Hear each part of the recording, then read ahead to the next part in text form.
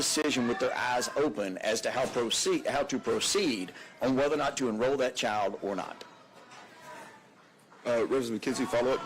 Yes, thank you, Mr. Speaker. But as you know, with the voucher bill that was just passed in special session, we're still going to pay for those students.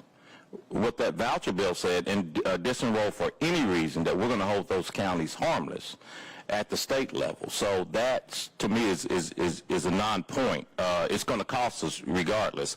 But my question, and I'll make this my final question, but I do have some questions for legal if I get a chance to, Mr. Chair. My final question is, according to you, since you can't use a birth certificate, the only thing you can do is ask the question of the parents, are you here legally? And if they check no, there's no other measures that you can take. You must enroll the students. If they check no on the box, if they say yes, yes, I'm here legally. And if that's not the case, could you describe what the process is going to be for that LEA that chooses to activate this sentence and say that they're going to start disenrolling their students? So if it's not a simple question, are you here legally, or something similar to that, what do you think the process is going to be? And I see there's no real fiscal note on that, so it can't cost any money.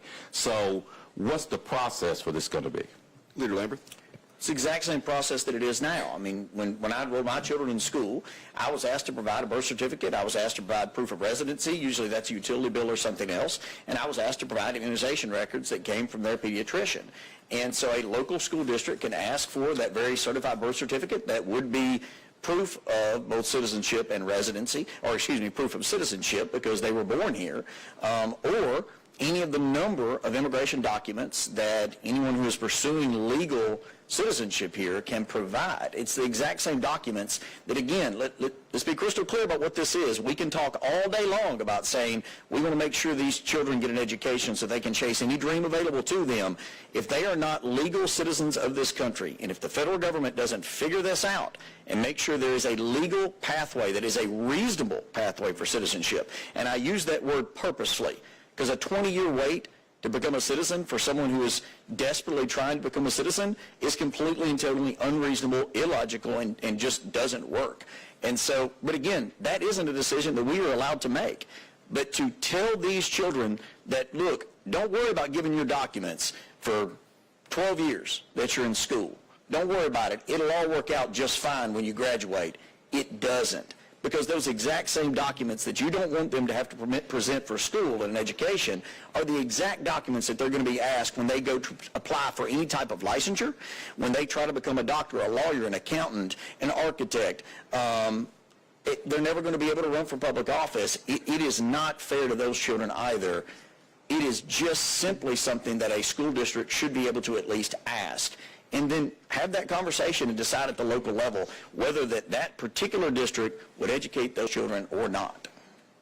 I'll come back to you. I've got three more that have been waiting patiently. So let's go to Representative Bolso, and then we'll go to Representative Hakeem.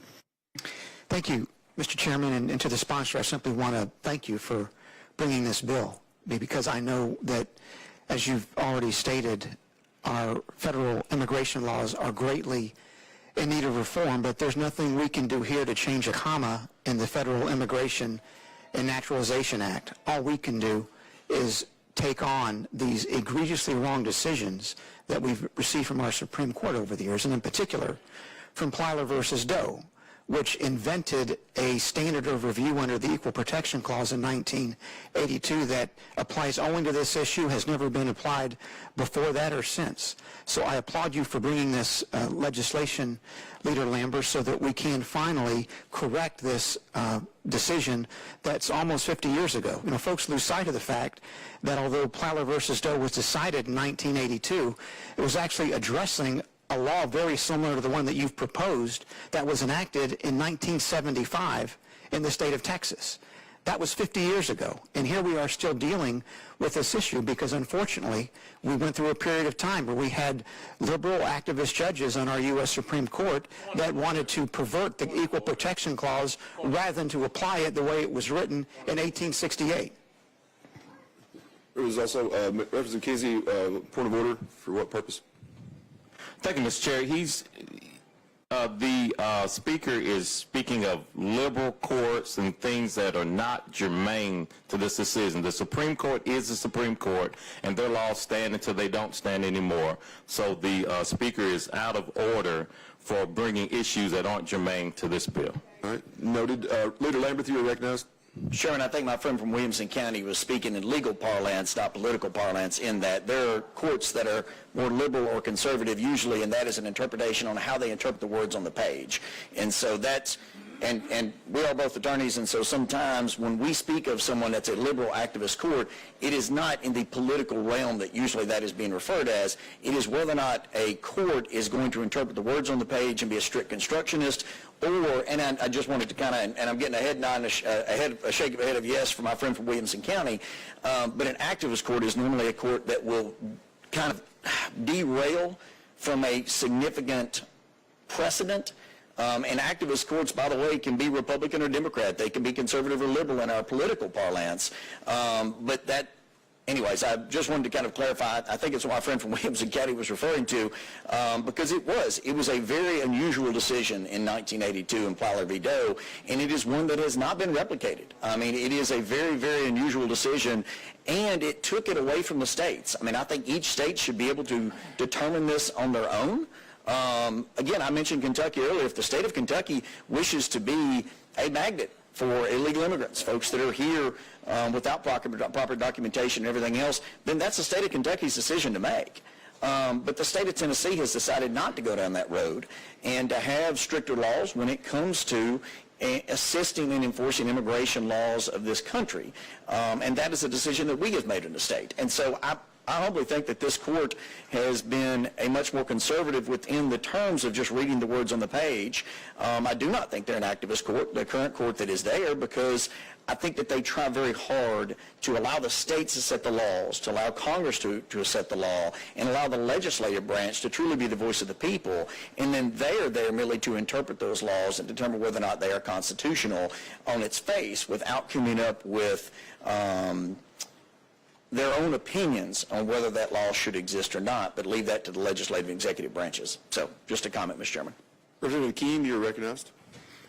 Thank you, Mr. Chairman. To the presenter of this bill, I think what we normally do here in the legislature is not only look at what we're presenting, but what are called unintended consequences. And to talk about removing young people from school, how does that benefit our state?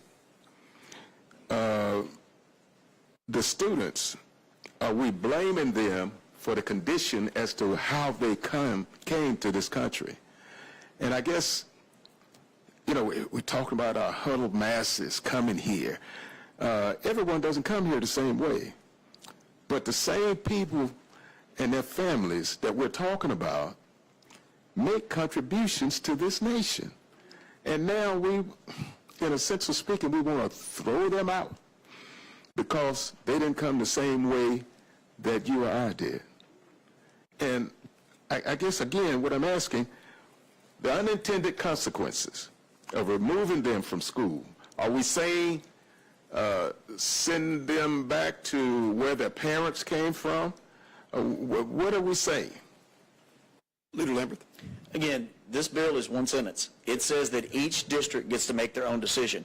If Knox County decides they are not going to ask a question as to whether or not a child is legally present, then I would anticipate you will see probably folks move to Knox County that are not legally present in the United States and obtain that education in Knox County. But in Sumner County, if we decide that we're at about our capacity, that there's just no more that the citizens of Sumner County are willing to take on as far as students that are not legally present in the United States, then Sumner County should be allowed to make that decision. And you look, you can smile and laugh at me if you want to, but that's as simple as the bill is. And I know you can try to make it about everything else in the world. And look, you are able to articulate that in ways that I cannot. And I respect that. But this bill is about one thing, allowing the locals to make the decision on checking that birth certificate, on checking that immigration status, just like they check residency, just like they check immunization status. I think they should be allowed to do that, and I think we at the state level should do exactly what we're asking the federal government and through the U.S. Supreme Court at some point to do, to allow Tennessee to make that decision. I think a local school board can make that decision and can listen to the exact arguments that you were making, but this is about just that, and that's it. There's going to be 3 or 4 other bills that deal with everything that we're, other stuff that we're talking about here, but that's not this bill. Representative King will follow up, and then I'll go to Chairman Watt. I would like to ask legal another question, if I may, at some point. Yes, I think Representative McKenzie also had a legal question. Let me go to Chairman Watt, and then I'll come back to you two both for your questions to legal. Chairman Watt, you're recognized. Thank you, Chairman Haston. Now, I just wanted to point out one thing as we go through this conversation. As the sponsor did mention, it is so much of a federal issue, and I wish the federal government would get together and figure this out. But one thing that I did find out that he's saying that is absolutely correct is that for 4 years I carried a bill up here to allow our 18-year-old students to graduate from high school, DACA students who are undocumented, to go on to public education without having to pay out-of-state tuition, because I believe that education is that important.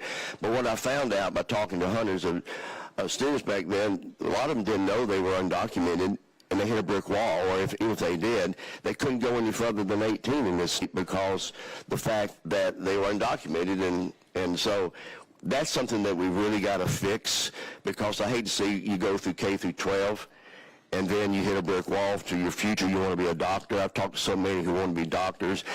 I would like that bill to have passed, like I say, kid, I think 2015, 16, 17, 18, because a lot of our young people, we really need more teachers in the classroom. There have been a lot of great Spanish teachers by now, but that is a big issue you bring out. That is absolutely true, sir.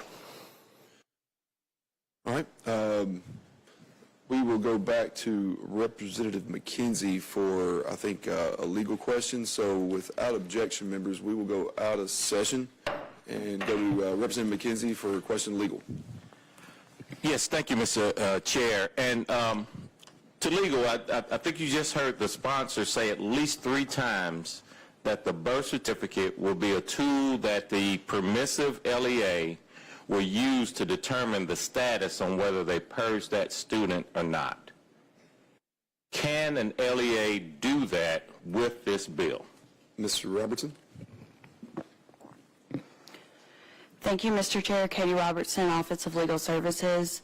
The bill does not describe how the LEA or public charter school would determine a student who is unlawfully present in the United States. All right. Representative McKenzie? Follow. Just, thank you. And so as a follow-up, this bill will be, if an LEA chooses to use this bill to purge a student, we will be in jeopardy of a lawsuit. We will be in jeopardy of violating that student's rights, right to education, because we changed one sentence, albeit tough as this sentence is, and it's a tough sentence, but there's nothing in our law that backs up this sentence that would allow an LEA to kick a student out based on the elements that come into the school in terms of the document that comes into the school. Back to legal. The Supreme Court established in Plyler v. Doe in 1982 that excluding a student from enrollment of a public school based on the student's immigration status violates the Equal Protection Clause. All right. Representative Akeem, do you have a question for legal? I think it's pretty much been answered, but I did want to ask, from the perspective of legal, the students who are here, do they have any rights? To legal. Could you clarify your question? Representative Hakeem, clarification? In regards to acquiring an education, do the students have a right to that in this state? To legal. The Equal Protection Clause establishes that students, regardless of immigration status, have a right to an education. All right, without any other questions to legal, we will go back into session. And members, I don't have anybody else on the list. I will say that after the vote, I know that we have a lot of people here for this bill in particular, and so you're welcome to stay for all the other wonderful bills that we have coming up that we're going to try to get to today. But we will take a brief 5-minute recess right after this vote to allow anybody that is not wanting to stay for any more of the calendar to be able to head out. All right, members, without any other questions, without objection, we will open up the board for the vote. Madam Clerk, please open up the board. Members, please cast your vote. Does any member want to change their vote? All right. Madam Clerk, please take the vote. Mr. Chairman, you have, sorry, could you move from the board, ma'am? Sorry. Mr. Chairman, you have 5 ayes, 3 noes.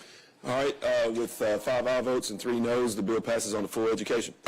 All right, members, with that, we will take a 5-minute recess.